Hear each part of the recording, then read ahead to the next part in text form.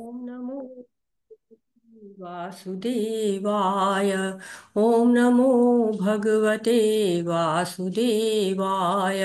ओम नमो भगवते वासुदेवाय। ओम अज्ञानातिमिरान्धस्य ज्ञानञ्जनं शलाकया चक्षुरुन्मीलितं येन तस्मै श्रीगुरुवे नमः।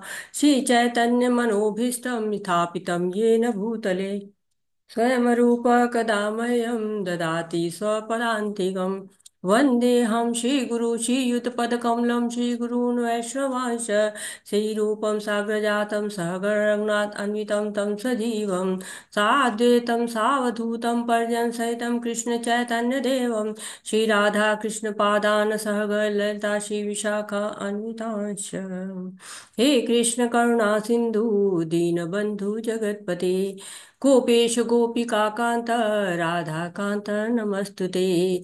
तप्त कांचन गौरांगी राधे वृंदावनेश्वरी विश्वानुसुते देवी प्रणमामि हरिप्रिये।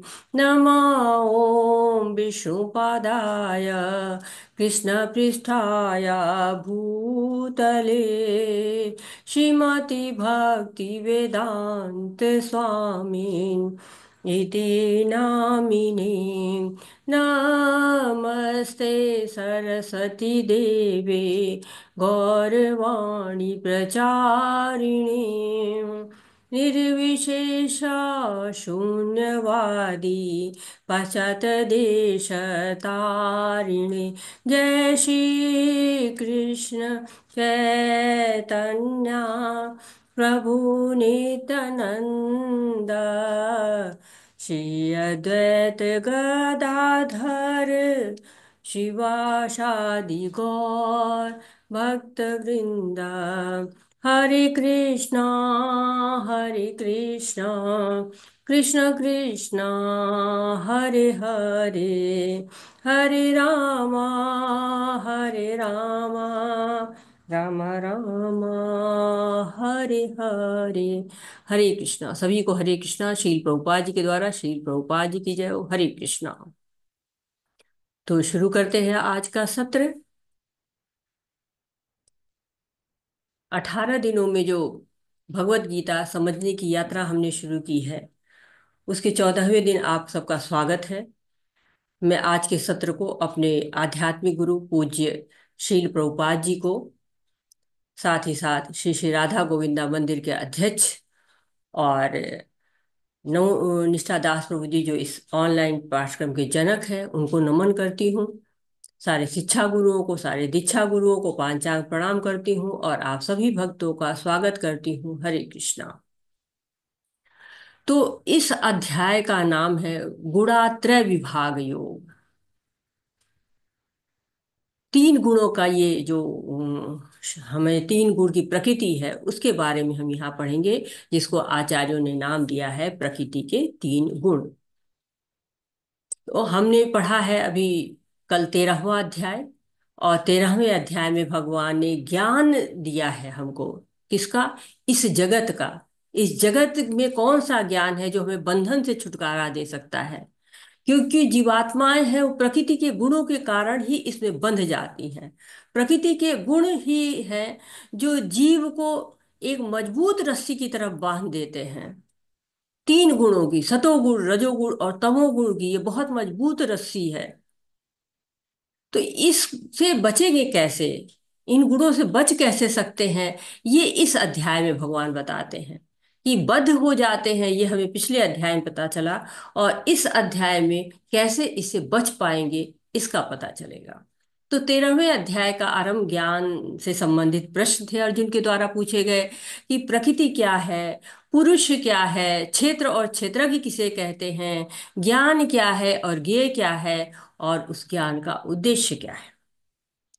और भगवान ने बहुत सुंदरता से उत्तर दिया, और जो ज्ञान विज्ञान है, इसकी जो रस धारा है, उसको प्रवाहित किया कि ये 24 तत्व हैं जिनसे हमारा ये शरीर बनता है। कहते क्षिति जल पावक गगन समीरा, पंच तत्व मिले बन ही शरीरा।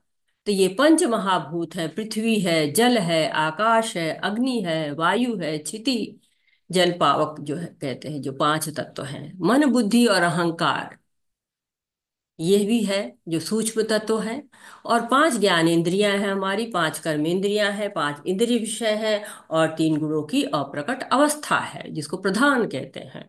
तो ये सब मिला के हमारा शरीर तैयार होता है, जिसको क्षेत्र कहते हैं। और इस शरीर को जानने वाले को क्षेत्रज्ञ कहते हैं। तो क्षेत्रज्ञ कौन है? दो क्षेत्रज्ञ हैं, एक आत्मा है और दूसरी परमात्मा है। तो आत्मा केवल अपने शरीर के बारे में जानती है, लेकिन परमात्मा सारे शरीरों के बारे में जानते हैं। जैसे सीसीटीवी कैमरा होता है ना, तो अलग अलग कैमरे लगे होते हैं, वो एक एक जगह को कवर करते हैं। लेकिन जब हम कंट्रोल रूम में जाते हैं तो क्या होता है, वो सारे कैमरे में क्या क्या दिखता है, सब दिखाई देता है। तो वैसे आत्मा क्या होती है, एक कैमरा है सीसीटीवी में, और परमात्मा क्या है, कंट्रोल रूम है, सब पता रहता है। और इसके बाद आता है ज्ञान और ज्ञेय। तो ज्ञान क्या है, उसके लक्षण बताते हैं भगवान। और ज्ञान हमें क्यों चाहिए? जो हमारी वास्तविक समस्या है, जन्म मृत्यु जरा व्याधि को, उस समस्या को दूर करने के लिए। और उस समस्या को दूर कैसे होती है? मयि चानन्य योगेन भक्तिर अव्याभिचारिणी।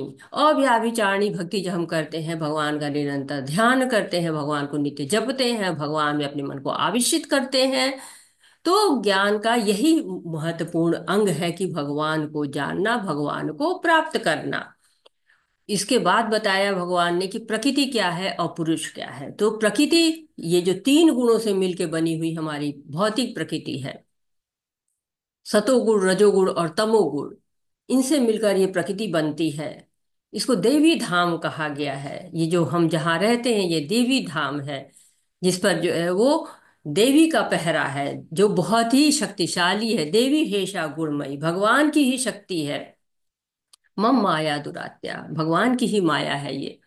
और पुरुष आत्मा है, वो अपने आप को भोक्ता मानने लगता है, जबकि हम पढ़ चुके हैं कि परमात्मा भोक्ता है। परम भोक्ता कौन है? भगवान ही परम भोक्ता है। भोक्ता राम यज्ञ तपसा। लेकिन जब हम स्वयं को भोक्ता मानने लगते हैं, जब हम सब कुछ स्वयं भोग करना चाहते हैं, तब हम दुख पाते हैं। इसीलिए इस अध्याय को कहा गया है माया का अध्याय। क्योंकि माया है ना, तीन गुणों से बनी हुई जो माया है, ये प्रकृति के गुण के बारे में है। कैसे हमको बंधन मिलता है और इससे छूटते कैसे हैं, इस सब के बारे में विस्तार से भगवान जो है बताते हैं। और इस यात्रा में, जो हमारी भक्ति की यात्रा है, इसमें क्या क्या तैयारियां की जाए जिससे हम बच पाए, क्या क्या विघ्न आएंगे, क्या क्या बाधाएं आएंगी, क्या कहीं अनहोनी न हो जाए, कहीं चोर चुरा न ले। अब देखिए, ये जो माया है बड़ी ही मजबूत है, बड़ी शक्तिशाली है। तो जब लुटेरा इतना शक्तिशाली होगा, तो हमें उस अपना ताला भी उतना ही मजबूत करना पड़ेगा, नहीं तो वो ताला तोड़ देगा। कमजोर ताला नहीं लगा के जा सकते ना क्योंकि रास्ते में तो इतने माया जो है वो बैठी हुई है कि कब जो है आएगा और कब इसको लूट लूंगी। तो मजबूत ताला बनाना है। मजबूत ताला कैसे बनेगा? भक्ति के द्वारा। जब हम भक्ति करेंगे, तो जो है वो हम अपने भक्ति की रक्षा करेंगे कब? जब हम जान पाएंगे कि लुटेरा कितना मजबूत है, उतनी ही ज्यादा अपनी भक्ति को दृढ़ करेंगे। इसीलिए भगवान हमको ये प्रकृति के गुणों का ज्ञान देते हैं और इससे बाहर निकलने का उपाय बताते हैं। हमने जो है चेतना के बारे में जाना कि हमारी चेतना पांच प्रकार की होती है। अन्नमय होती है, जब केवल अन्न पर आश्रित रहते हैं। प्राणमय हो जाती है, जबकि जीव केवल प्राणों के बारे में सोचता रहता है। ज्ञानमय, यानी कि ज्ञान होता है, अनुभव के द्वारा सीखता है। और उसके बाद जब हमारी और ज्यादा चेतना ऊपर होती है, विज्ञान में हो जाती है, तो जिज्ञासा करता है। और उससे भी ज्यादा जब और ऊपर को चेतना जाती है, आनंदमय हो जाती है, आनंद के लिए अभ्यास करती, भगवान के लिए अभ्यास करती है। तो ये हम अध्याय 14वां पढ़ते हैं, शुरू करते हैं। भगवान की वाणी से शुरू हो रहा है ये अध्याय। जब भगवान की वाणी से शुरू होता है तो बहुत सुंदर अध्याय होता है। भगवान अपने बारे में हमको बताते हैं, जो बताना चाहते हैं। श्रीभगवानुवाच परं भूय प्रवक्ष्यामि ज्ञानानां ज्ञानमुत्तमं यज्ञात्वा मुनयः सर्वे परां सिद्धिमितो गतः। भगवान ने कहा, अब मैं तुमसे समस्त ज्ञानों में सर्वश्रेष्ठ इस को पुनः कहूंगा, जिसे जान लेने पर समस्त मुनियों ने परम सिद्धि प्राप्त की है। तो अब भगवान जो है वो इस ज्ञान की विशेषता बता रहे हैं कि क्या है ये ज्ञान। आवश्यक है, सर्वश्रेष्ठ है, परम सिद्धि देने वाला है। तो सबको जानना चाहिए। जब इतना अच्छा ज्ञान है तो सबको चाहिए, क्योंकि विशेष है। तो भगवान ने बताया कि मनुष्य जब तीन गुणों को जान जाता है तो अपने आप को बंधन से बचा लेता है। क्योंकि ज्ञान योग और कर्म योग दोनों हमारी भक्ति की रक्षा करते हैं, तो ज्ञान होना आवश्यक है। ज्ञान नहीं होगा तो हम को कैसे पता चलेगा कि हमें क्या परेशानी है, क्या बीमारी है, कौन सी दवा लेने से हम ठीक होंगे, किस डॉक्टर के पास जाना है। जब हमें ये ज्ञान हो जाता है तो फिर हम अ, अपना सही इलाज करा सकते हैं, हम अपनी बीमारी को ठीक कर सकते हैं। जैसे हमको पता है गरम गरम खाना खाएंगे तो जल जाएंगे, तो क्या करते हैं हम? फूंक फूंक के खाते हैं, ठंडा करके खाते हैं। हमें पता है कि नंगे पैर चलेंगे तो कांटा लग जाएगा, पैर में जो है वो गिट्टी गड़ सकती है, तो हम पैरों में जूता चप्पल पहन लेते हैं। तो जब तक हमें ये पता ना हो कि हमारी समस्या क्या है, प्रकृति हमको किस तरह से बांध सकती है, तब तक हम उससे कैसे बच सकते हैं। और बड़े बड़े ऋषिगण जो है इस ज्ञान को प्राप्त किया है उन्होंने, और परम सिद्धि को प्राप्त किया है। तो भगवान स्वयं कह रहे हैं कि ये बहुत ही स्पेशल ज्ञान है, साधारण ज्ञान नहीं है। ये ज्ञान हमको परम सिद्धि भी दिला सकता है। हरे कृष्णा। कोई पढ़ना चाहेगा इसको? हरे कृष्णा। हैंड रेस कर सकते हैं आप, पढ़ना चाहे तो। 7वें अध्याय से लेकर 12वें अध्याय तक श्री कृष्ण परम सत्य भगवान के विषय में विस्तार से बताते हैं। अब भगवान स्वयं अर्जुन को और आगे ज्ञान दे रहे हैं। यदि इस अध्याय को दार्शनिक चिंतन द्वारा भली भांति समझ लें तो उसे भक्ति का ज्ञान हो जाएगा। 13वें अध्याय में यह स्पष्ट बताया जा चुका है कि विनय पूर्वक ज्ञान का विकास करते हुए भव बंधन से छूटा जा सकता है। यह भी बताया है कि प्रकृति के गुणों की संगति के फलस्वरूप ही जीव इस भौतिक जीवन में बद्ध है। अब इस अध्याय में भगवान स्वयं बताते हैं कि वे प्रकृति के गुण कौन कौन से हैं, वे किस प्रकार क्रिया करते हैं, किस तरह बांधते हैं और किस प्रकार मोक्ष प्रदान करते हैं। इस अध्याय में जिस ज्ञान का प्रकाश किया गया है उसे अन्य पूर्व अध्यायों में दिए गए ज्ञान से श्रेष्ठ बताया गया है। इस ज्ञान को प्राप्त करके अनेक मुनियों से सिद्धि प्राप्त की और वैकुंठ लोक के भागी हुए। अब भगवान उसी ज्ञान को और अच्छे ढंग से बताने जा रहे हैं। यह ज्ञान अभी तक बताए गए समस्त ज्ञान योग से कहीं अधिक श्रेष्ठ है, और इसे जान लेने पर अनेक लोगों को सिद्धि प्राप्त हुई है। अतः यह आशा की जाती है कि जो भी इस अध्याय को समझेगा वो सिद्धि प्राप्त करेगा। तो इस अध्याय को क्या कहते हैं? जो परम सिद्धि देने वाला अध्याय है, इसको क्या कहते हैं, कोई बताना चाहेगा? ये जो है वो प्रकृति के तीन गुण इसमें जो है बताए जा रहे हैं, माया का अध्याय है ये। तो प्रभुपाद जी कह रहे हैं कि 7 से 12 अध्याय परम सत्य के बारे में बताया गया है, भक्ति योग बताया गया, उसमें विभूतियां बताई गई, शक्तियां बताई गई, विराट स्वरूप है।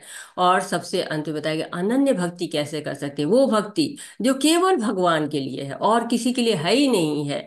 तो भगवान ने इस ज्ञान को सर्वश्रेष्ठ कहा है, परम सिद्धि कर देने वाला कहा है।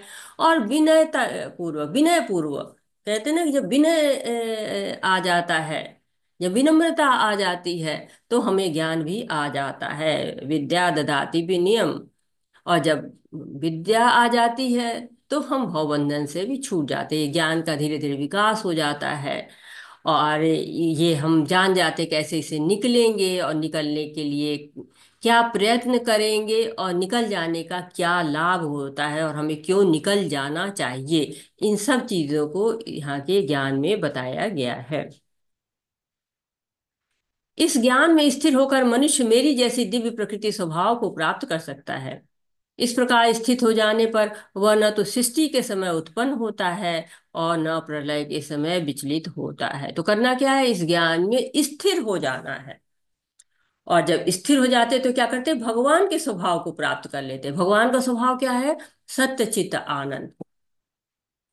तो जब हम इस ज्ञान को प्राप्त कर लेते हैं तो हम ये दिव्य स्वभाव भी प्राप्त कर लेते हैं। जब दिव्य स्वभाव मिल जाता है तो जन्म मरण का चक्र भी समाप्त हो जाता है।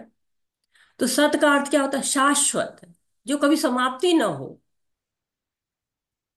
और ये जगत क्या है? अशाश्वत है। ये हमेशा जो है, ये इसका जो है वो हमेशा बदलता रहता है, नष्ट होता रहता है, अशाश्वत हम दुखालयम है। और चित्त का अर्थ होता है ज्ञान, ज्ञान से परिपूर्ण हो जाना। और आनंद का मतलब होता है कि आनंद से भरपूर हो जाना, आनंदमय हो जाना। तो भगवान में ये गुण बहुत अधिक मात्रा में है। कहते हैं कि जीव, भगवान से गुणात्मक क्षमता मिल जाती है जीव को। मतलब कि जो गुण भगवान के अंदर है वही गुण हमारे अंदर भी है, जीव के अंदर भी है।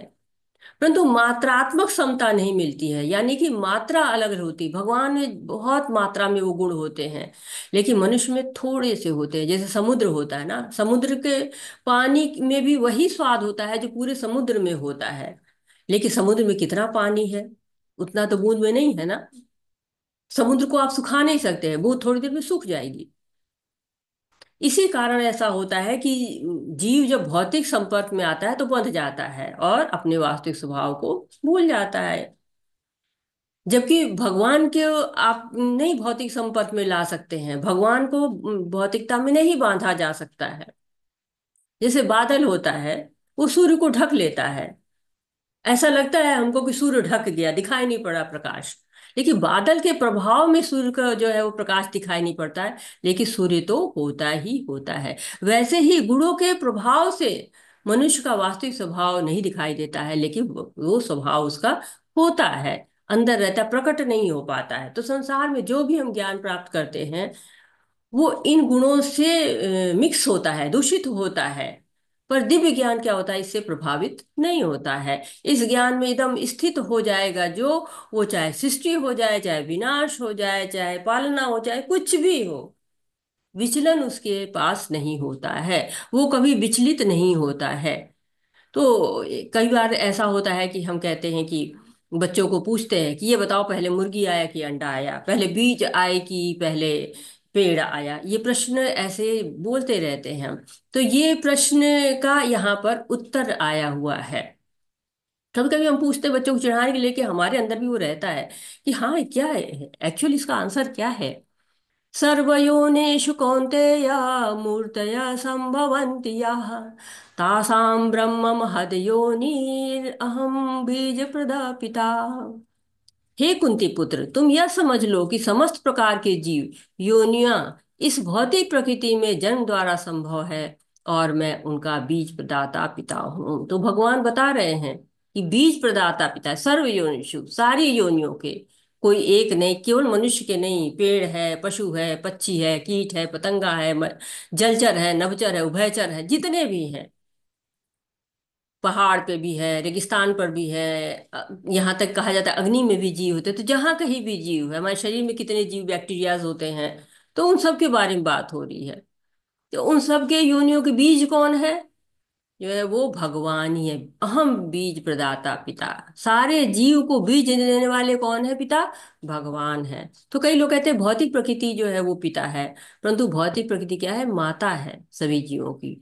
और कृष्ण बीज प्रदाता पिता है। और भौतिक प्रकृति क्या करती है कि जीवों को गर्भ में धारण किए रहती है। तो जीव दिव्य है, उसका इस भौतिक प्रकृति से लेना देना नहीं होता है, फिर भी वो प्रकृति के तीन गुणों की माया में फंस जाता है। जैसे गाड़ी चलाने के लिए ड्राइवर चाहिए, वैसे भौतिक प्रकृति भी तभी व्यक्त हो पाती है जब भगवान होते हैं। अगर ड्राइवर ना हो तो कैसे गाड़ी चल पाएगी, रह जाएगी।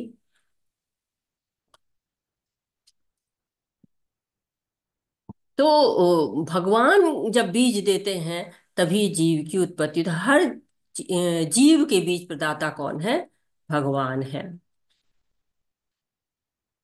सत्वम रजस्तम इति गुणा, सत्वं रजस्तम इति गुणा प्रकृति संभवा निबंधनाति महाबाहो देहे देहिन अव्ययम। भौतिक प्रकृति तीन गुणों से युक्त है।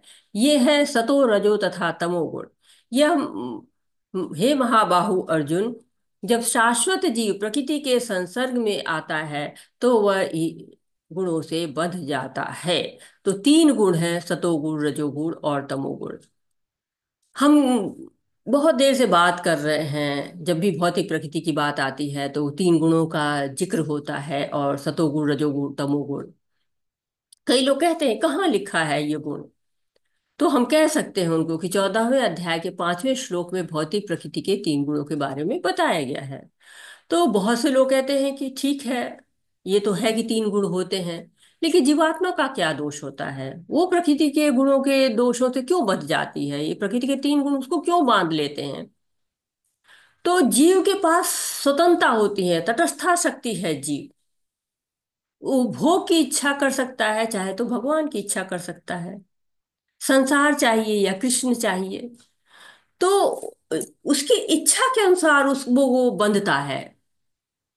और बंध जाता है तो क्या है? बंधन तो बंधन है। चाहे सोने की चेन मिल जाए, चाहे चांदी की चेन मिल जाए, चाहे लोहे की चेन मिल जाए, चेन तो चेन है। लेकिन होता क्या है कि जब हमारे अंदर जो गुण होते हैं उसके अनुसार ही हम बदलते जाते हैं। हमारे कार्य करने का ढंग, हमारे सोचने का ढंग, हमारे कर्म का ढंग, सब कुछ गुणों पर आधारित हो जाता है। तत्र सत्वं निर्मल त्वां प्रकाशकं नामयम् सुख संगेन बध्नाति ज्ञान संगेन चानघ। बंधन बंधता है तो क्या होता है? हे निष्पाप, सतोगुण अन्य गुणों की अपेक्षा अधिक शुद्ध होने के कारण प्रकाश प्रदान करने वाला और मनुष्यों को सारे पापों से, सारे कर्मों से मुक्त करने वाला है। जो लोग इस गुण में स्थित होते हैं वो सुख तथा ज्ञान के भाव से बंध जाते हैं। अब जब चेन चेन है तो सोने की चेन, सतोगुण जो है वो सोने की चेन है। सोने की चेन चमकती है, आकर्षित करती है, शुद्ध होती है। तो क्या, इसलिए प्रकाश प्रदान करती है। और कहते हैं ना कि अगर आपको भक्ति करनी है तो कम से कम सतोगुण तक तो जरूर ही पहुंच जाना चाहिए। सतोगुण तो हमें में जरूर ही विकसित कर देना चाहिए। तो सतोगुण का अर्थ शास्त्र में कहा गया है, जब किसी को अधिक ज्ञान हो, अधिक सुख हो, तो लोग सोचते हैं कि सतोगुण में होंगे तो बंधेंगे कैसे। परंतु कहते हैं ना कि नशा तो सब हर चीज का होता है, तो नशा तीनों गुणों का होता है, सतोगुण में रहे चाहे रजोगुण या तमोगुण में। परंतु सतोगुण में रहने का लाभ ये होता है कि वो जल्दी भगवान के पास जा सकता है, वो भगवान की भक्ति ज्यादा अच्छी तरीके से कर सकता है। रजोगुण और तमोगुण में थोड़ी भगवान से दूरी ज्यादा होती है, भगवान का ज्ञान सतोगुण में ज्यादा होता है। लेकिन होता क्या है, कभी कभी गर्व हो जाता है कि नहीं, मेरे को तो बहुत ज्ञान है।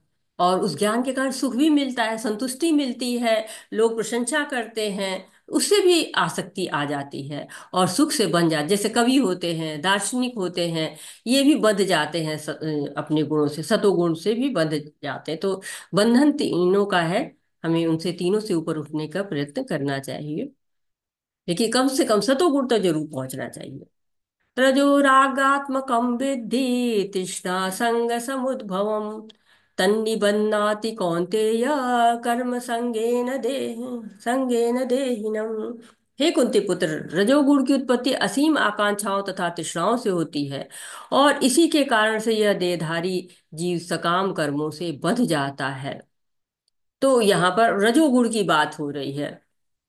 रजोगुणी क्या होता है? बहुत महत्वाकांक्षी होता है, संतुष्टि नहीं हो पाता है, और चाहिए और चाहिए और चाहिए के चक्कर में पड़ा रहता है। एक कार से दूसरी कार, और बड़ी कार, फिर हेलीकॉप्टर, फिर चार्टर्ड प्लेन।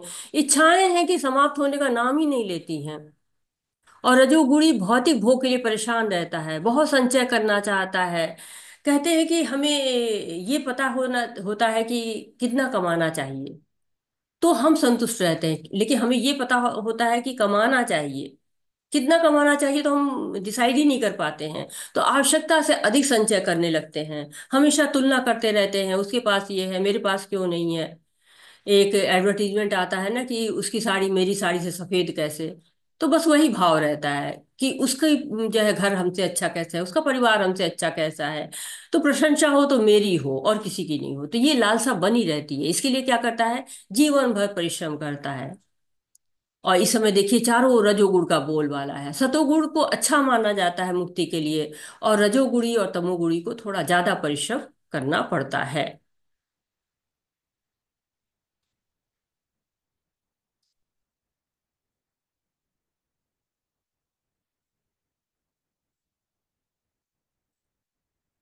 तमसत्वज्ञानजं विद्धि मोहनं सर्वदेहिनां प्रमादालस्य निद्राभिस्तनि निबन्धनाति भारतः। हे भरतपुत्र, तुम जान लो कि अज्ञान से उत्पन्न तमोगुण समस्त देहधारी जीवों का मोह है। इस गुण के प्रतिफल पागलपन, प्रमाद, आलस तथा नींद हैं जो बद्ध जीव को बांधते हैं। तो अब बात आती है कि तमोगुणी की। रजोगुणी के बारे में हमने जाना, सतोगुणी के बारे में हमने जाना, अब तमोगुणी की बात हो रही है। तो जो सतोगुणी होता है वो ज्ञान का अनुशीलन करता है, उसके लिए कर्म करता है। जो रजोगुणी होता है वो अपनी भौतिक इच्छाओं की पूर्ति करने के लिए कर्म करता है। लेकिन तमोगुणी काम ही नहीं करता, कोई कर्म नहीं करता, केवल प्लानिंग प्लॉटिंग जो कहते हैं ना वो करता रहता है, उसको कोई परिश्रम नहीं करना होता है। आलस करता रहता है, सोता रहता है, आवश्यकता से अधिक सोता है। और जब ज्यादा सो लेते हो तो क्या निराशा आती रहती है, आध्यात्मिक कार्य करने का मन नहीं होता है, गलत चीजों का सहारा लेता है। आप देखेंगे कुछ लोग होते हैं बीच सड़क पे ही लड़ने लगते हैं, या बीच सड़क पे ही बातें करेंगे, कोई लगातार हॉर्न दे रहा है उसे उनको मतलब ही नहीं रहेगा, अपने में लगे रहेंगे, अगर कुछ बोलो तो लड़ने लगेंगे। तो ये एक तमोगुणी लक्षण है। भगवान में रुचि ही नहीं रहती है, कोई कार्य होगा तो ठीक है कल कर लेंगे, आज क्यों करें, अभी क्या जरूरत है, अभी तो बहुत समय पड़ा है, अभी तो सवेरा हुआ है, शाम तक कर देंगे। तो किसी काम में भी उसकी रुचि नहीं रहती है।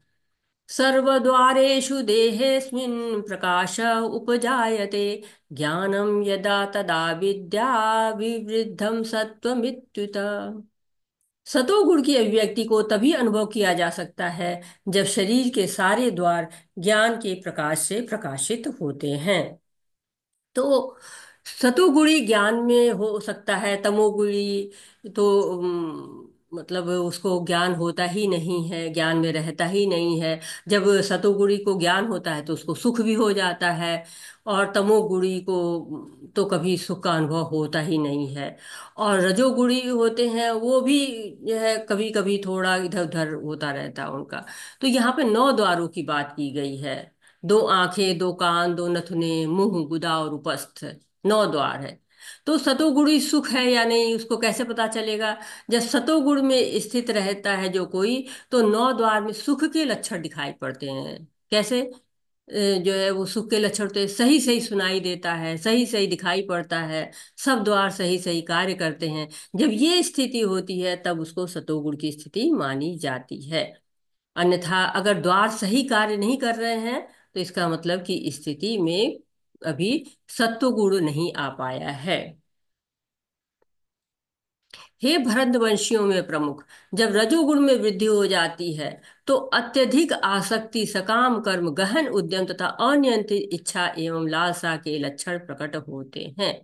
अब रजोगुणी की बात की जा रही कि जब रजोगुणी में कोई रहता है, रजोगुण उसके अंदर प्रधानता रहती है, तो मनुष्य में ऐसे लक्षण होते हैं कि उसमें आसक्ति बहुत है, उसकी इच्छाएं भी नियंत्रित नहीं है, उसमें अतृप्ति है, लालच है, लोभ है, क्रोध है, तो मद है, ये सब दिखाई पड़ता है उसके अंतर्गत। कहते हैं ना कि जो रजोगुणी होता है उसकी भोग समाप्ति नहीं होता है, हमेशा उसको भोग की इच्छा बनी रहती है, हमेशा लालायित रहता है। कोई प्रशंसा करे तो मेरी करे, ढेर सारी प्रशंसा करे, और मुझे घर चाहिए तो एकदम आलीशान चाहिए, और छोटे से घर में कैसे रहेंगे। लेकिन वो ये नहीं सोच पाता है कि इस घर को तो छोड़ के जाना ही है, इस बात को मानने के लिए तैयार ही नहीं रहता है कि ये घर हमारी कुछ दिन के लिए है, जब तक हम इस धराधाम पे है तब तक के लिए है। वो इंद्रिय भोग लगता है कि हाँ वो हमें जाना है, ये तो सोच ही नहीं पाता कि हमारी मृत्यु होगी। वो सोचता है कि इंद्रिय भोग करना, और कर्म करो और कर्म करो, और ऐसे करते करते बन जाता है। रजोगुणी अच्छे कर्म भी करते हैं, जैसे कि अस्पताल बनवाते हैं, या परोपकार के कार्य करते हैं, किसी को खाना खिला देना, कहीं कंबल बंटवा देना, कहीं यज्ञ करवा देना, कहीं धार्मिक संस्थाओं में दान कर देना। ये भी करते, किसी की जो है वो फीस दे देना, किसी को कपड़े दे देना, किसी को भोजन करा देना। तो लेकिन भाव क्या रहता है उसमें? परोपकार का भाव नहीं रहता, उसमें भाव रहता है कि ये व्यक्ति हमारी प्रशंसा करे। जैसे राजा लोग होते थे ना कि हाँ कोई मेरा गाए, गुणगान करे तो फिर मैं इसको कुछ दे दूंगा, उस तरह का भाव उनके अंदर भी रहता है। अप्रकाशो प्रवृत्तिश्च प्रमादो मोह एव च तमस्येतानि जायन्ते विवृद्धे कुरु नंदन। जब तमोगुण में वृद्धि हो जाती है तो हे कुरुपुत्र, अंधेरा, जड़ता, प्रमत्तता तथा मोह का प्राकट्य होता है। तो एक तरह से कह रहे हैं कि तमोगुण की बात हो रही है कि तमोगुण ता है, और तमोगुण में जब ज्यादा वृद्धि हो जाती है तो क्या होगा? नियम ही नहीं कोई रह जाएगा। परिश्रम ही नहीं करना चाहता, हमेशा आलस्य में रहता है। भले उसको क्षमता हो, वो कर सकता है, लेकिन उसके बाद भी उसमें निष्क्रिय जीवन रहता है उसका। ज्ञान होता ही नहीं है, अज्ञानता में डूबा रहता है। अप्रकाश, प्रकाश ही नहीं रहता, अप्रवृत्ति, प्रवृत्ति नहीं होती। डूज क्या करना चाहिए समझी में नहीं आता है।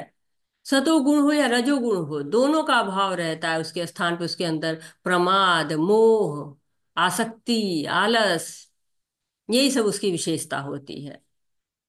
अब चेतना तो उसकी उतनी अच्छी है नहीं, बस सनक चढ़ गई तो करते ही जा रहे हैं, करते ही जा रहे हैं। ये भी तमोगुण का लक्षण है कि हाँ, उस कार्य की आवश्यकता हो या नहीं है, कर रहे हैं, सनक पे है, चलते जा चलते ही जा रहे हैं, खा रहे हैं तो खाते ही जा रहे हैं।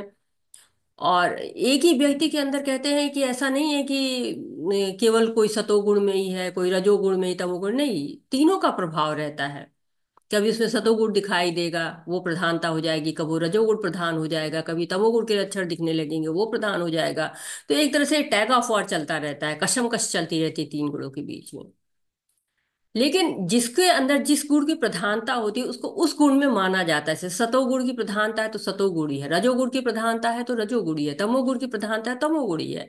और देखिए, हम इसका अनुभव अपने जीवन में कर सकते हैं।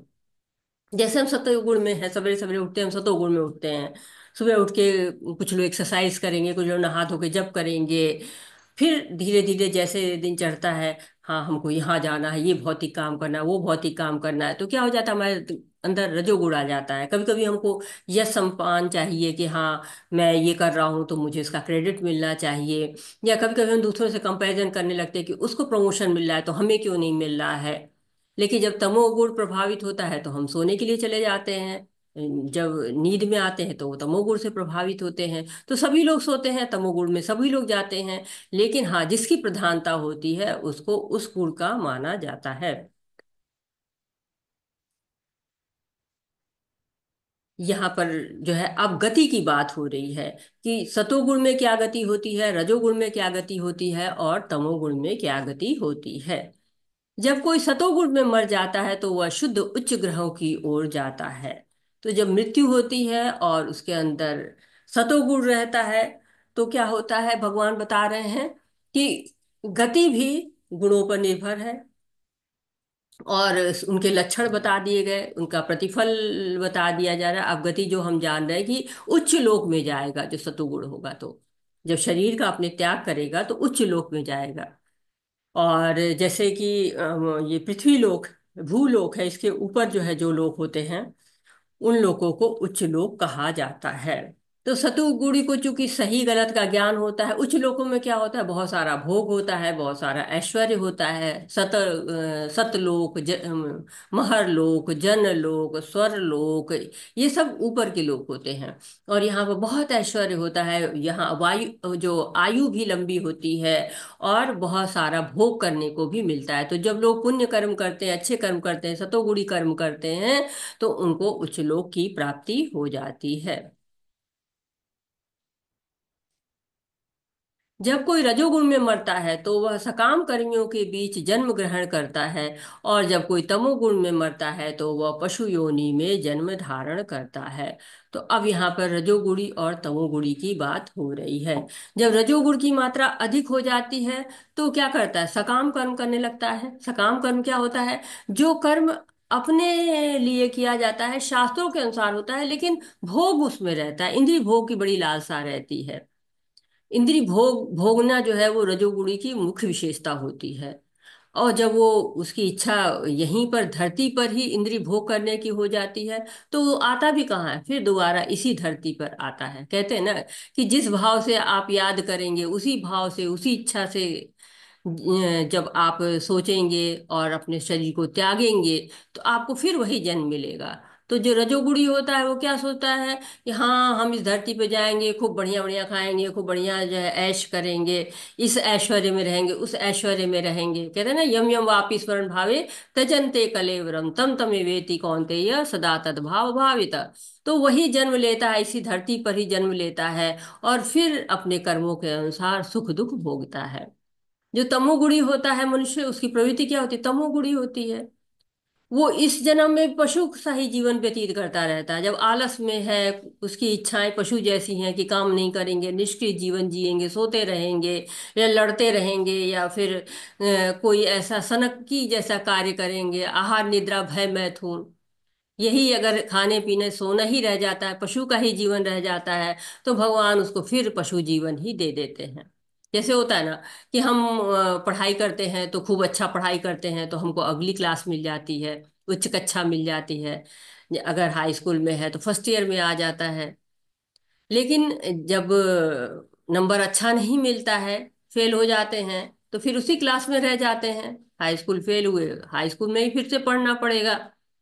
और अगर हमारे बिल्कुल ही नहीं मन लग रहा है, कुछ भी नहीं परफॉर्मेंस है हमारी, तो क्या होगा? डिमोशन हो जाता है, रिवर्ट भी हो जाते हैं, छोटी क्लास में चले जाते हैं। या सर्विस कर रहे हैं तो भी डिमोशन होता है, रिवर्ट हो जाते हैं, फिर पुरानी दूसरी पोस्ट पर चले जाते हैं, नीचे वाली पोस्ट पर चले जाते हैं। उसी तरह से यहाँ भी होता है, जो सतोगुणी होते हैं वो उच्च लोक में जाते हैं, ऊंचे की क्लास मिल जाती है। जो रजोगुणी होते हैं फेल हो जाते हैं, फिर इसी क्लास में रहते हैं, यानी पृथ्वी लोक पर ही रहते हैं। और जो तमोगुणी होते हैं वो रिवर्ट हो जाते हैं, पशु की योनि में चले जाते हैं, क्योंकि मनुष्य योनि तो पशु योनि से श्रेष्ठ होती है। तो मनुष्य योनि उनको दोबारा नहीं मिलती है, क्योंकि मनुष्य जैसे जीवन ही नहीं व्यतीत कर रहे हैं, जानवरों जैसे जीवन ही व्यतीत कर रहे हैं, तो फिर जानवर की योनि मिल जाती है। कर्मणा सुकृतस्याः सात्विकं निर्मलं फलं, रजस्तु फल दुःखं ज्ञानम तमस फलम, तमस फलम। पुण्य कर्म का फल शुद्ध होता है और सात्विक होता कहलाता है, लेकिन रजोगुण में संपन्न कर्म का फल दुख होता है, और तमोगुण में किए गए कर्म मूर्खता में प्रतिफलित होते हैं। तो क्या बताया जा रहा है कि अगर पुण्य कर्म करते हैं, जो सतोगुणी होता है वो कर्म क्या करता है? शुद्ध कर्म करता है, पुण्य कर्म करता है, मोह से मुक्त होता है, सुख प्रदान करने वाला होता है। और जो रजोगुण में जो कर्म किया जाता है वो भौतिक होता है, बहुत परिश्रम से होता है, कष्ट उठाना पड़ता है, और अंत में क्या होता है? कर्म फल दुख के रूप में प्राप्त होता है। और तमोगुणी का कर्म कैसा होता है? मूर्खता में होता है, ज्ञान उसको है ही नहीं है, तो उससे जो फल मिलता है वो पूर्णतः दुख देने वाला होता है, पशु जीवन व्यतीत करता है। तमोगुण में जो भी कार्य होता है ना, उसमें कोई भी अच्छाई नहीं होती है, लेकिन उसको पता भी नहीं चलता, उसको ये भी नहीं गम होता है कि हम गलत कर रहे हैं। तो उसका परिणाम क्या होता है कि सतोगुणी को हो सकता है शुरू में कष्ट हो, लेकिन अंत उसका सुख में ही होता है। रजोगुणी को होता है कि शुरू में सुख मिलता है, लेकिन बाद में दुख हो जाता है। क्योंकि जैसे एक कार खरीदी, अब कार घर पे आई, बड़ा खुश, एकदम खुश, पूरा घर में जो है मिठाई बट रही है, टीका वगैरह लगाया जा रहा है, आरती उतर रही है कार की, लोगों को बुला के दिखाया जा रहा है, देखो मैं कार खरीद के लाया हूँ। अब क्या है? कुछ दिन कार हो गई, अब वो कार बेकार। अब किसी की उससे अच्छी कार आ गई, अब दुख शुरू। उसकी कार तो मेरे से अच्छी है, वो तो ले आया, मेरे पास तो है ही नहीं है, अब मुझे जो बताइए इस कार को बेचना पड़ेगा, मुझे दूसरी कार खरीदनी पड़ेगी। अब उसके दुख स्टार्ट हो जाते हैं। परंतु तमोगुणी क्या है? उसको न शुरू में सुख है न अंत में सुख है। वो सुखी नहीं है, उसके कर्म सारे कितने हैं, अज्ञानता में सारे जो है वो कर्म हो रहे हैं। तो इसलिए सतोगुणी हो सकता है मतलब पहले परेशान हो, जैसे कि सच बोलना होता है, शुरू में लगता है बड़ा कष्ट है, क्योंकि तुरंत मार खाने की संभावना, तुरंत जो है कुछ उल्टा सीधा सुनने की संभावना हो जाती है। लेकिन बाद में सुख मिलता रहता है। जैसे सुबह सुबह उठते हैं, शुरू शुरू में बड़ा लगता है, अरे ये सुबह उठना पड़ रहा है, बड़ा कष्ट है, मंगल आरती अटेंड करनी है, ये तो बहुत मतलब तकलीफ लग रही है। नहीं, क्या होता है, जैसे उठते हैं धीरे धीरे मन अच्छा लगता है, मंगल आरती करते हैं मन प्रसन्न हो जाता है, सुबह का सूरज देखते हैं, ठंडी ठंडी हवाएं मिलती है, तो सब क्या होता है, मन सुख मिलता है उससे। तो सतोगुणी को शुरू में दुख मिल सकता है, लेकिन बाद में सुख मिलता है। रजोगुणी को शुरू में सुख मिलता है, बाद में दुख मिलता है, और तमोगुणी को दुख ही दुख मिलता है, न उसको शुरू में सुख है न बाद में सुख है उसको। सतोगुण से वास्तविक ज्ञान उत्पन्न होता है, रजोगुण से लोभ उत्पन्न होता है, और तमोगुण से अज्ञान प्रमाद तथा मोह उत्पन्न होता है। तो जो सतोगुणी ज्ञान है वो ज्ञान क्या करता है? प्रकाश देता है। उस ज्ञान के कारण जो भी कर्म होता है सत्कर्म होता है, सात्विक कर्म होता है, फल भी जो है सात्विक होता है। रजोगुण से क्या होता है? लोभ होता है, या तो वो अत्यधिक संचय करेगा या अत्यधिक खर्च करेगा, तो हर कार्य अनुचित होगा। खर्च भी उसका जो है बेतहाशा खर्च हो जाएगा, या संग्रह भी होगा तो अनुचित तरीके से होगा। इससे क्या होता है, मन को दुख होता है, अशांति आती है, तृप्ति नहीं रहती है। हर चीज चाहिए और हर चीज तो मिल नहीं सकती है। तो राशि मनुष्य अपनी आवश्यकताओं को इतना बढ़ा लेता है, उसको बहुत परिश्रम करना पड़ता है, उसे राग हो जाता है। और फिर क्या होता है, वो थकने भी लगता है, उसको लगता है अरे इतना अधिक परिश्रम कर रहे हैं, मेरे को तो ऐशो आराम चाहिए। तो इस तरह से वो दुख ही हो जाता है। और तमोगुण से क्या होता है, अज्ञान आता है, मोह आता है, आलस आता है। और कई बार ऐसा होता है कि ऐसे लोग गलत साधनों का प्रयोग करने लगते हैं और अपना समय बर्बाद करते हैं, अपना जीवन बर्बाद करते हैं। तो तमोगुणी तो हर तरह से परेशान ही रहता है।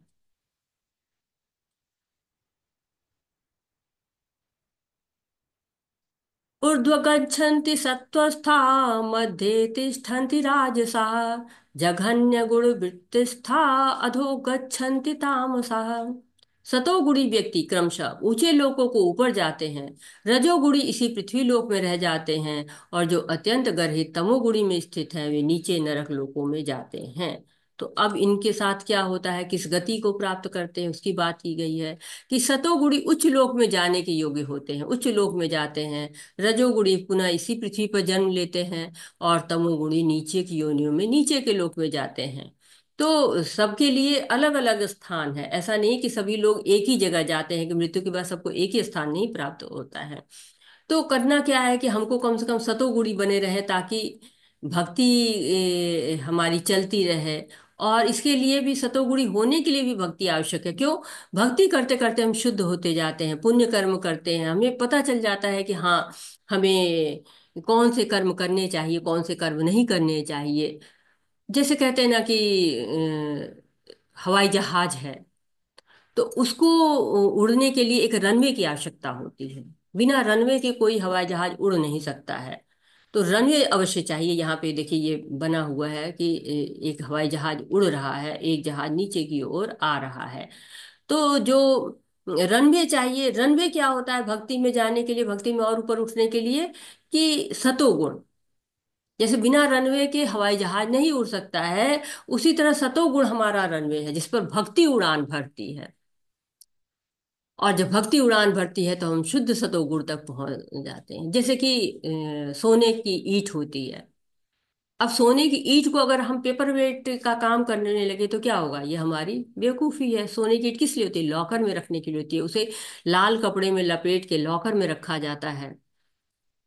उसे जो है पेपर वेट का कार्य नहीं लिया जाता है, ना उस पर गमला रखा जाता है।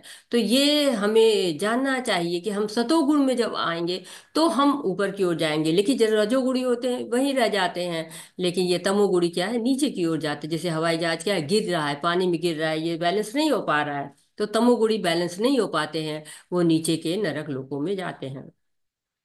अब ये देखिए, ये एक चित्र है जो कि हमारे यूनिवर्स का है। इसी ब्रह्मांड में हम रहते हैं। ये ब्रह्मांड है, इसमें हम रहते हैं। ये गर्भोदक्षाई विष्णु है लेटे हुए, इनकी नाभि से ये कमल पे ब्रह्मा जी बैठे हुए हैं। ये 14 लोक हैं। आप थोड़ा सा ये प्लेनेटरी सिस्टम को समझ सकते हैं कि ये सतलोक है, ब्रह्मा जी का ये लोक है। ये तपलोक है, ये जनलोक है, ये महालोक है, महरलोक, स्वर्ग लोक है, और ये भूवर लोक है, और ये भूलोक है। यहाँ पर हम रहते हैं। यहाँ से ऊपर के ये लोग तब मिलते हैं जब सतोगुणी व्यक्ति होता है। ये ऊपर के लोग होते हैं। ये हायर प्लेनेट कहा गया है, इसमें ये हायर प्लेनेट है। और इधर नीचे की ओर लोअर प्लेनेट होते हैं, जो भूलोक से नीचे की ओर होते हैं। अतल, वितल, सुतल, तलातल, महातल, रसातल और पाताल, ये जो है वो नीचे के लोग होते हैं। और ये दुर्गा देवी है, ये ही इस ब्रह्मांड की मालकिन है। जो देवी धाम है, इन्हीं देवी के ऊपर कहते हैं ये देवी धाम है। ये देखिए त्रिशूल लेके बैठी हुई हैं। ये त्रिशूल क्या है, 3 ताप है। 3 ताप दे के हमको बताती हैं कि ये जगत तुम्हारे लिए नहीं है, तुमको कहाँ जाना है, तुमको भगवान के धाम जाना है। भगवान से जो है धाम तुम्हारा अपना धाम है। ये धाम जहाँ तुम रहते हो, ये तुम्हारा अपना धाम नहीं है। तो ये एक तरह से गोलोका चार्ट इसको बोलते हैं। ये गोलोका चार्ट का एक भाग है। जो बड़े बड़े हमारे आचार्य हैं, जिन्होंने काफी सारे शास्त्रों को पढ़ के हमको ये गोलोका चार्ट दिया हुआ है। तो ये उच्च लोक हैं, ये सतोगुणी प्राप्त करते हैं, ब्रह्म लोक तक जा सकते हैं। लेकिन ब्रह्म लोक तक कहा जाता है कि पुनरावृत्ति होती रहती है। भगवान कहते हैं, आ ब्रह्म भुवन लोका पुनरावर्तिनो अर्जुन, मामुपेत्य तु कौन्तेय यह पुनर्जन्म न विद्यते। इसका अर्थ है कि हे अर्जुन, ये जो भौतिक सृष्टि है, इसके जो लोक हैं, ब्रह्मा जी का जो निवास है वो सर्वोच्च है। वहां पर भी जो है पुनर्जन्म होता रहता है, वहां पर भी तुम पुनर्जन्म के अधीन ही रहोगे। लेकिन अगर तुम मेरे निवास स्थान को प्राप्त करते हो, मामुपेते तो कौनते, अगर तुम मुझे प्राप्त कर लेते हो तो पुनर्जन्म न विद्यते, दोबारा तुम्हारा जन्म नहीं होगा। तो हमें ऐसे जगह कहाँ जाना है फिर हमें वापस आना पड़े, बार बार वही कार्य क्यों करना है। तो हमें भक्ति करनी होगी, भक्ति करके हमें सतोगुणी बनना है, सतोगुणी से शुद्ध सतोगुणी बनना है, जो केवल हम भक्ति के द्वारा बन सकते हैं। और उच्चतम गति जो भगवान की परम धाम है, वहां तक हम जा सकते हैं। सतोगुणी से हम केवल ब्रह्म लोक तक पहुंच सकते हैं। और ये जो देवी है, जिसके पास त्रिशूल है, अधिदैविक, आधि भौतिक और आध्यात्मिक, तीन तरह के ताप होते हैं। अधिदैविक ताप होता है, प्राकृतिक ताप होता है, भूकंप आ गया, या फिर कहीं पर बहुत तेज हवाएं, अंधड़ आ गई या तूफान आ गया, ये सब क्या होते हैं कि प्राकृतिक आपदाएं जो भी होती है। अधिभौतिक जो कि दूसरों के द्वारा कष्ट मिल जाता है, किसी ने टक्कर मार दी हमको, किसी ने काट लिया है, सांप ने काट लिया, ये अधिभौतिक होता है। और आध्यात्मिक जो हमारे मन से, हमारे द्वारा उपजते हैं, हमारे मन के विचारों के द्वारा, जो कहते हैं ना कि मानसिक कष्ट जो हो जाते हैं, वो आध्यात्मिक कष्ट कहलाते हैं।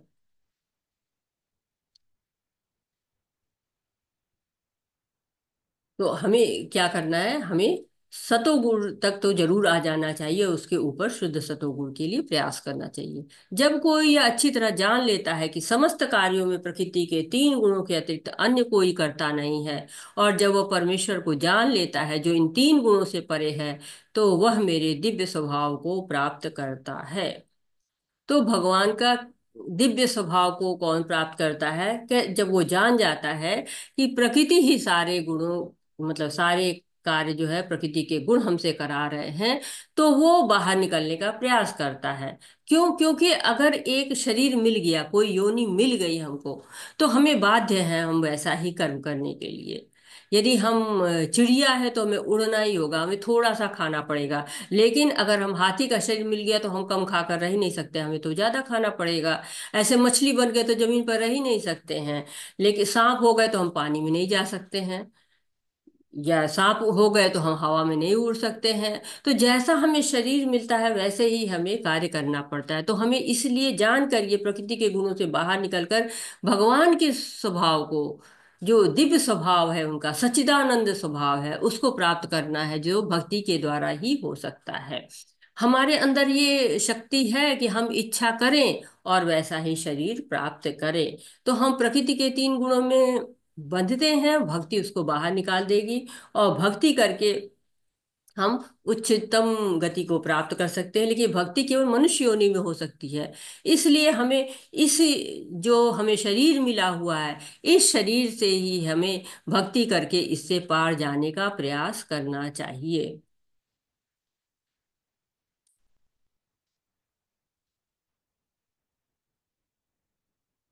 तो जब देहधारी जीव भौतिक शरीर से संबद्ध इस तीन गुणों को लांघने में समर्थ होता है, तो वह जन्म, मृत्यु, बुढ़ापा तथा अनेक कष्टों से मुक्त होता है, और इसी जीवन में अमृत का भोग कर सकता है। तो ये जीव क्या है कि आशा प्राप्त कर सकता है इस श्लोक से। होप गिविंग श्लोक है, ये बताता है कि हम तीन गुणों को लांघ सकते हैं। ऐसा नहीं है कि हमारे अंदर कैपेबिलिटी ही नहीं है कि हम इन तीन गुणों को लांघ पाए, हम इन गुणों को लांघ सकते हैं। लेकिन तब जब हम इसको लांघने की इच्छा करते हैं, हमको लगे तो कि हम बंधे हुए हैं। हमारी तो दिक्कत ये होती है कि हमको लगता ही नहीं कि हम बंधे हुए हैं, क्योंकि जेल में होता है कि हथकड़ी होती है, लेकिन हम यहाँ पर हथकड़ी हमको दिखती नहीं, उसके बावजूद भी हम जंजीरों से बंधे हुए हैं, सोने और चांदी की और लोहे की जंजीरों से बंधे हुए हैं। तो हमें सोचना चाहिए कि हम किस जंजीर से बंधना चाहते हैं। तो हम बंधना तो चाहते ही नहीं है, बंधन तो हमें पसंद ही नहीं होता है। तो हमें क्या होता है, उन्मुक्त रहना चाहते हैं, बनना नहीं चाहते, स्वतंत्र रहना चाहते हैं। तो स्वतंत्र हम कैसे रह सकते हैं? जब हम इन गुणों से पार पा जाएंगे, इन गुणों से हम अलग हो जाएंगे। तो इन गुणों से अलग कैसे हो सकते हैं? कि हम भक्ति करके, इस शरीर में हमने यदि बहुत अनुचित कार्य कर दिए और हमें लगता है कि इस शरीर में से अब सुधार की गुंजाइश नहीं है, तो ऐसा नहीं है। हम कहते हैं ना, जब जागो तभी सवेरा, जब चाहेंगे हम तभी हम भक्ति कर सकते हैं, आध्यात्मिक गुरु प्राप्त कर सकते हैं, आध्यात्मिक ज्ञान प्राप्त कर सकते हैं, और प्रकृति के इन गुणों से मुक्त हो सकते हैं, जन्म मृत्यु जरा व्याधि से दूर हो सकते हैं। और भक्ति के बिना हम इन तीन गुणों से पार नहीं पा सकते हैं। लेकिन हाँ, यहाँ आशा बंधती है कि हम पार पा सकते हैं, ऐसा नहीं कि हम पार ही नहीं पा सकते। अर्जुन ने पूछा, हे भगवान, जो इन तीन गुणों से परे है, वह किन लक्षणों के द्वारा जाना जाता है, और उसका आचरण कैसा होता है, प्रकृति के गुणों को किस प्रकार लांघता है? अब अर्जुन पूछ रहे हैं वो जो हम जानना चाहते हैं, कि प्रकृति के गुण क्या है, उनके लक्षण क्या है, और मनुष्य बंध जाता है तो उसकी गति क्या होती है, उससे कैसे बच सकते हैं, उसे लाभ क्या होगा, और हम कैसे जानेंगे कि जो व्यक्ति तीन गुणों से परे है उसका आचरण कैसा है, कार्य करने का ढंग कैसा है, और वो प्रकृति के गुणों को किस प्रकार लांघ पाया है, ये सब हम कैसे जानेंगे? तो ये बहुत महत्वपूर्ण प्रश्न है, और इसके उत्तर जो है वो भगवान आगे के तीन श्लोकों में दे रहे हैं।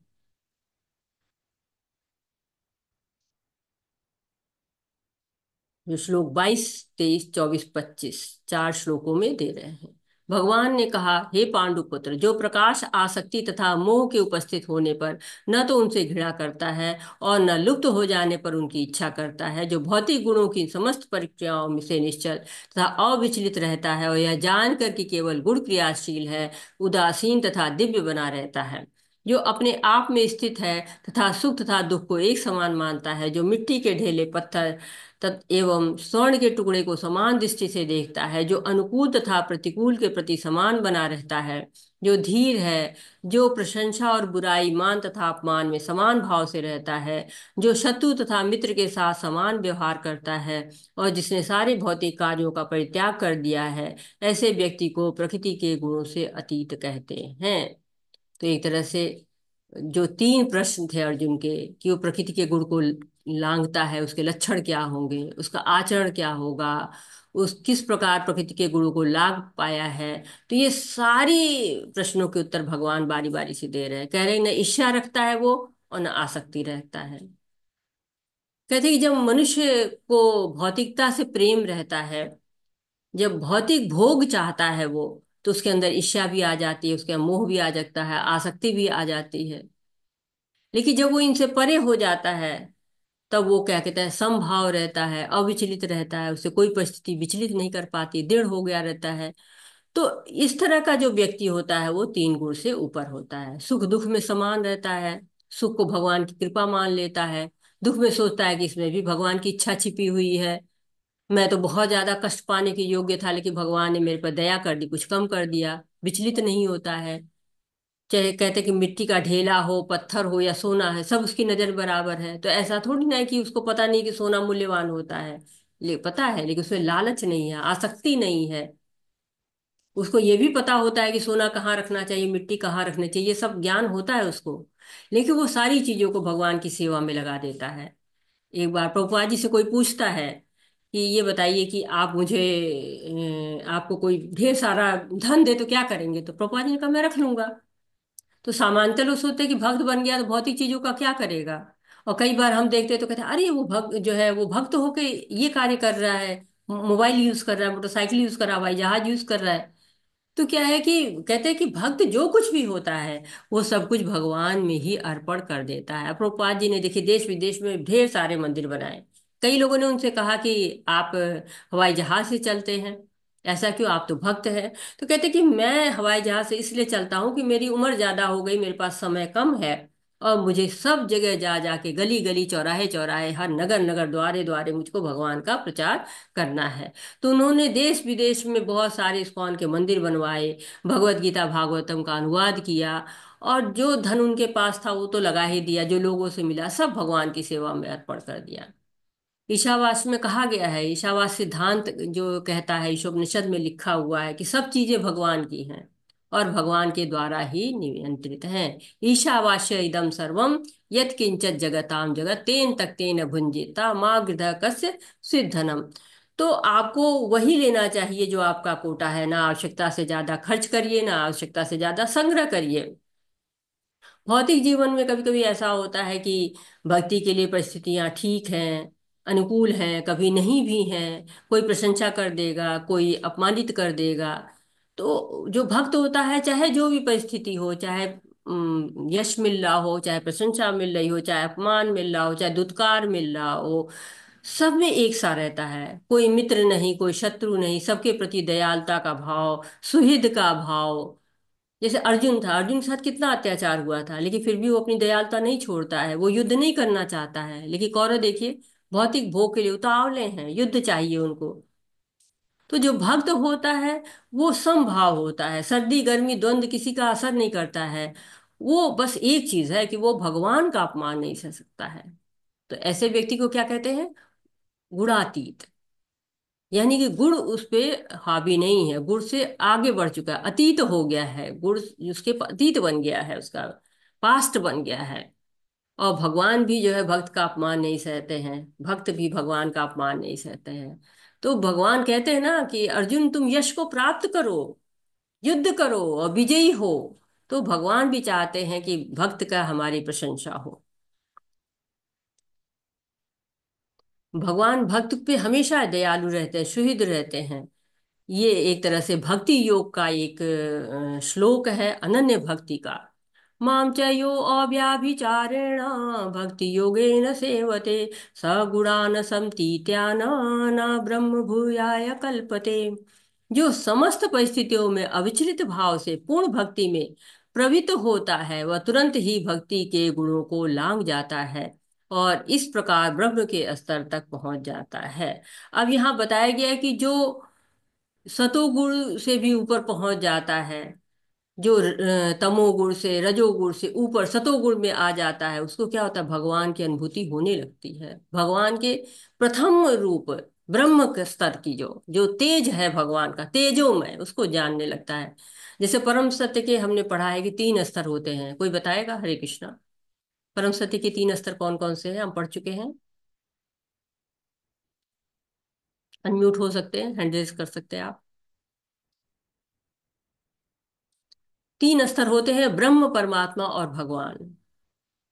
जैसे हम पहाड़ पे चढ़ते हैं, तो पहाड़ पे जब हम नीचे रहते हैं, पहाड़ के नीचे तो ऊंचा सा पहाड़ दिखता रहता है।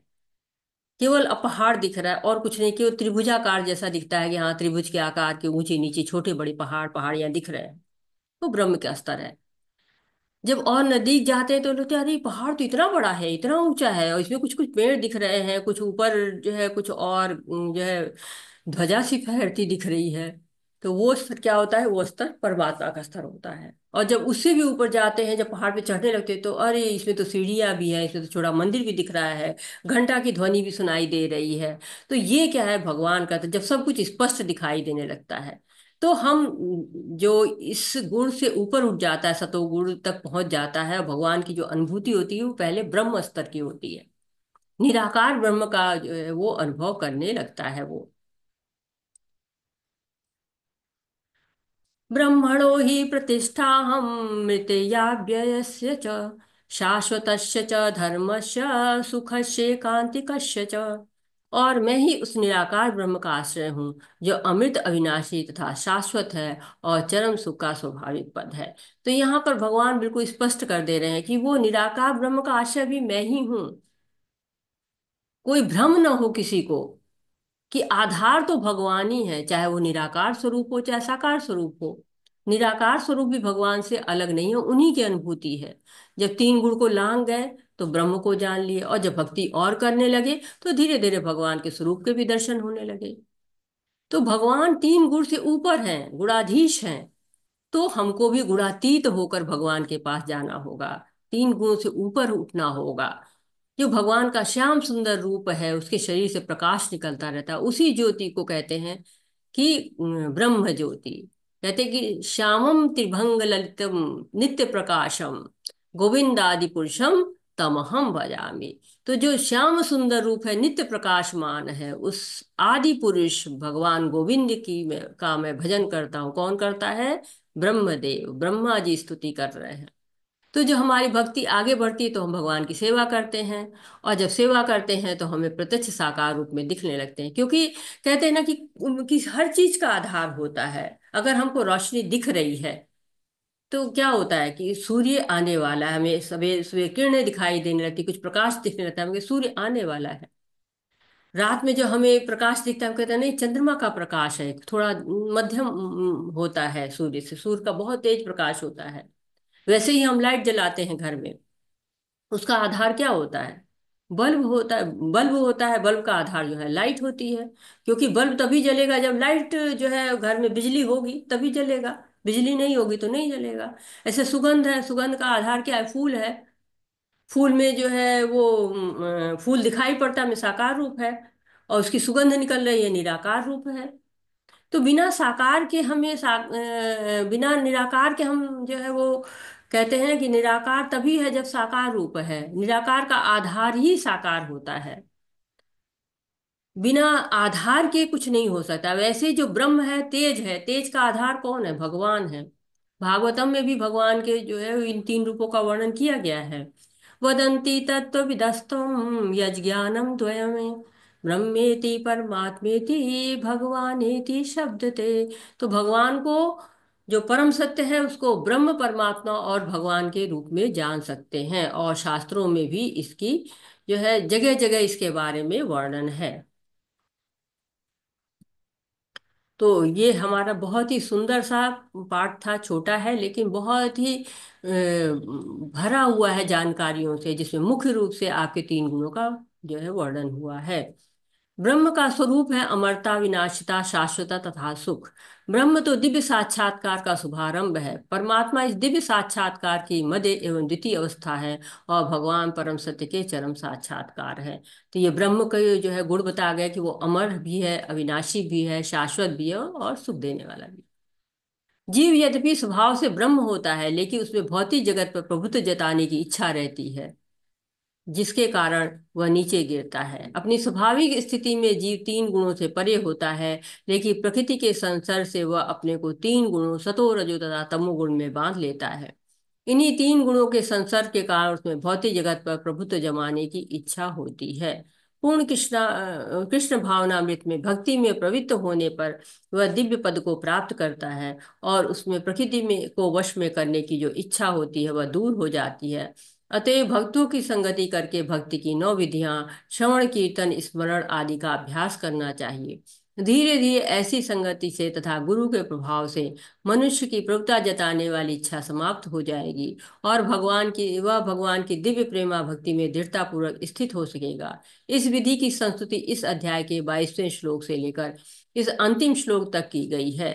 भगवान की भक्ति अतीव सरल है। मनुष्य को चाहिए कि भगवान की सेवा में लगे, श्री विग्रह को अर्पित भोजन का उच्छिष्ट खाए, भगवान के चरण कमलों पर चढ़ाए गए पुष्पों की सुगंध सूंघे, भगवान की लीला स्थली का दर्शन करें, भगवान के विभिन्न कार्यकलापों और उनके भक्तों के साथ प्रेम विनिमय के बारे में पढ़े, सदा हरे कृष्ण कृष्ण कृष्ण हरे हरे, हरे राम राम राम हरे हरे, इस महामंत्र की दिव्य ध्वनि का कीर्तन करें, और भगवान तथा उनके भक्तों के आविर्भाव तथा तिरोधानों को मनाने वाले दिनों में उपवास करें। ऐसा करने से मनुष्य समस्त भौतिक गतिविधियों से विरक्त हो जाएगा। इस प्रकार जो व्यक्ति अपने को ब्रह्म ज्योति या ब्रह्म बोध के विभिन्न प्रकारों में स्थित कर सकता है, वह गुणात्मक रूप से भगवान के तुल्य है। तो यहाँ पर प्रभुपाद जी हमको बता रहे हैं कि मनुष्य क्या है, वो भगवान का नित्य दास है। जब वो स्वयं को कर्ता मानता है तभी वो इनमें बंध जाता है। तो हमें नवधा भक्ति से, गुरु की सहायता से भक्ति करनी चाहिए। प्रकृति के गुण है ना, वो हमको प्रभावित करते ही रहते हैं, और कब कौन सा गुण भारी पड़ेगा, ये समय जो है वो हम अच्छी तरह से अपने आप को देख सकते हैं कि हम किस गुण में हैं। ये तीन भाई थे, सत्यम, रजत और तीसरे का नाम था तमस। उनका व्यवसाय था, वो टोपी बेचते थे, बनाते थे, बेचते थे, और बारी बारी से एक एक दिन जाते थे। तो टोपी बेचते, लंच करते, फिर रुक जाते थे वहां पर, एक पेड़ के नीचे विश्राम करते थे। तो जो है वो ये तीनों की दिनचर्या एक ही साथ थी। एक दिन जो है तमस जाता है टोपी बेचने के लिए, और वहां पर वो खूब परेशान होता है, उसकी टोपी बिकती नहीं है, और वो रोता गाता है, शराब पीकर सो जाता है। और फिर वो जो है वहां पर तब तक बंदर आ जाते हैं, और बंदर आके उसकी सारी टोपियां उठा के लेके चले जाते हैं। अब वो परेशान होता है, कितना भी प्रयास करता है, मारता है, पीटता है, दुनिया देख के जो है वो बंदरों को ढेले उठा के मारने की कोशिश करता है, अपने आप को पीटने लगता है, सब करता है, लेकिन उसको टोपियां नहीं वापस मिलती। फिर जाता है घर पे परेशान होकर। और रजत जो रहता है वो जाता है टोपी बेचने के लिए। तो उसको जब बंदर जो है लेते हैं उसकी टोपी, तो वो बहुत परेशान होके फिर वो जो है बंदरों को सोचता है कि कैसे इनको चोट पहुंचाऊं, और फिर परेशान होता है, घर चला जाता है। ये सत्यम सोचता है कि बंदर तो जो है नकलची होते हैं, जब उनकी टोपी ले लेता है तो वो अपनी टोपी को जेब में जो रख के सोया रहता है उसको पहनता है और जोर से फेंकता है। तब बंदर भी अपनी अपनी टोपी पहन पहन के और जोर से फेंकते हैं। तब सारे जो है वो जो सत्यम होता है सारी टोपियों को बटोरता है और घर चला जाता है। तो परिस्थितियां तीनों के साथ एक ही तरह की होती हैं, लेकिन प्रतिक्रियाएं हमारी अलग अलग होती हैं। हम जिस गुण में रहते हैं हमारी प्रतिक्रिया बिल्कुल वैसी की वैसी ही हो जाती है। तो ये जीव क्या है, एक तरह से एक दुर्ग में बंधा हुआ है, दुर्ग में है, एक कारागार में है, और उस कारागार से छूटने का उसे प्रयास करना चाहिए, लेकिन वो समझ नहीं पाता। जो समझ लेता है वो इस भौतिक जगत में जो जन्म मृत्यु जरा व्याधि का जो चक्र है उससे दूर होने की कोशिश करता है, उससे बाहर निकलने की कोशिश करता है। लेकिन जो जान ही नहीं पाता है कि मैं जकड़ा हुआ हूँ, मैं बंधन में हूँ, वो प्रयास भी नहीं करता। तो हमारा स्वभाव सब कुछ क्या होता है, हमारी प्रकृति के तीन गुणों पर ही निर्भर करता है। तो यहाँ भगवान बिल्कुल श्रेष्ठ ज्ञान देते हैं। विज्ञान ने भी ये बताया हुआ था कि संसार की रचना तीन तत्वों से हुई थी, इलेक्ट्रॉन, न्यूट्रॉन और प्रोटॉन से। लेकिन भगवान ने हजारों वर्ष पूर्व बता दिया था कि प्रकृति के दो तीन गुण होते हैं, और प्रकृति नित्य होती है, अनादि होती है, प्रकट और अप्रकट होती रहती है, और जीवात्मा को इसने तीन गुणों में बांध रखा है। और जो इन गुणों से अतीत हो जाता है, जो अपने मन बुद्धि से भगवान से जुड़ जाता है, वो तीन बंधनों की रस्सी को काट देता है। अर्जुन जब पूछते हैं कि जो तीन गुणों से परे है उसके लक्षण क्या है, तो भगवान बताते हैं कि वह ब्रह्म स्तर तक पहुंचने का मार्ग है, ब्रह्म स्तर तक पहुंच जाता है वो भगवान की भक्ति करके के। तो सतोगुणी जो हो बन जाता है वो ही ब्रह्म स्तर तक पहुंच पाता है। तो सतोगुणी ज्ञान और सुख से बनता है, रजोगुणी कर्म से और उसके फल से बनता है, और तमोगुणी आलस्य और प्रमाद से बनता है। परंतु जो भगवान की भक्ति करता है, भगवान की महिमा करता है, वो इन तीनों गुणों से परे हो जाता है, और भगवान की क्षमता का स्मरण करता है, और भगवान की भक्ति करता है। वाञ्छाकल्पतरुभ्यश्च कृपा सिन्धुभ्य एव च पतितानां पावनेभ्यो वैष्णवेभ्यो नमो नमः। अनंत कोटि वैष्णव वृंद की जय, श्रील प्रभुपाद की जय, भगवत गीता की जय, अनंत भक्तों की जय। हरे कृष्णा कृष्ण कृष्णा हरे हरे, हरे रामा राम राम हरे हरे। सभी को हरे कृष्णा। तो आज का सेशन यही समाप्त होता है। आपका अगर कोई प्रश्न है, कोई सुझाव है, कुछ आप ऐड करना चाहते हैं, तो हरे कृष्णा। सभी को हरे कृष्णा।